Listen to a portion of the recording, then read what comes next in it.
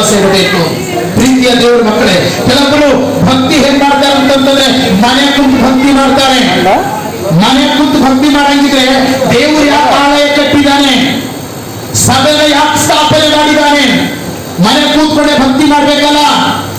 ಮನೆಗಿದ್ರು ಎಷ್ಟು ಸಂವಿಧಾನ, ಚರ್ಚಿನಾಗಿದ್ರು ಎಷ್ಟು ಸಂವಿಧಾನ ಅಂತ ಕೆಲವರು ಚರ್ಚಿಗೆ ಹೋಗ್ಬಿಟ್ರೆ ಸುಮ್ಮನೆ ಟೈರ್ಡ್ ಆಗ್ಬಿಡ್ತದೆ, ಮತ್ತೆ ನಡೆದ್ಬಿಟ್ಟು ಎಲ್ಲ ಕಷ್ಟ ಆಗ್ಬಿಡ್ತದೆ ಅಂತಂದ್ಬಿಟ್ಟು ಕೆಲವರು ಏನ್ ಮಾಡ್ತಾರೆ ಅಂತಂದ್ರೆ ಮನೆಗೆ ಕುಂತು ಜಪ ಮಾಡ್ತಾರೆ, ಮನೆಗೆ ಕುಂತು ಆರಾಧನೆ ಮಾಡ್ತಾರೆ. ನಾನು ಕೆಲವೊಂದು ಫ್ಯಾಮಿಲಿಗಳನ್ನ ನಾನು ನೋಡಿದ್ದೀನಿ. ನಾನು ಯಾಕಂತಂದ್ರೆ ಅವ್ರ ಮೈಗಳನ್ನ ನೋಯ್ಬಾರ್ದು ಅಂತಂದ್ಬಿಟ್ಟು ಬೇರೆ ಎಲ್ಲಾ ವಿಷಯಗಳಿಗೆ ಮೈ ವಹಿಸ್ಕೊಳಕ್ ರೆಡಿ ಇದ್ದಾರೆ. ಆದ್ರೆ ಚರ್ಚ್ ಅಂದ ತಕ್ಷಣ ಮನೆ ಒಳಗಡೆನೆ ಜಪ, ಮನೆ ಒಳಗಡೆನೆ ಆರಾಧನೆ. ಈಗಂತೂ ಆನ್ಲೈನ್ ಪ್ರೇಯರ್ ಅಂತ ನಡೀಲತ್ತವೆ. ಆನ್ಲೈನ್ ಪ್ರೇಯರ್ಗಳು ಮನೆ ಒಳಗಡೆನೆ, ಪಾಸ್ಟರ್ನು ಮನೆ ಒಳಗಡೆನೆ, ವಿಶ್ವಾಸ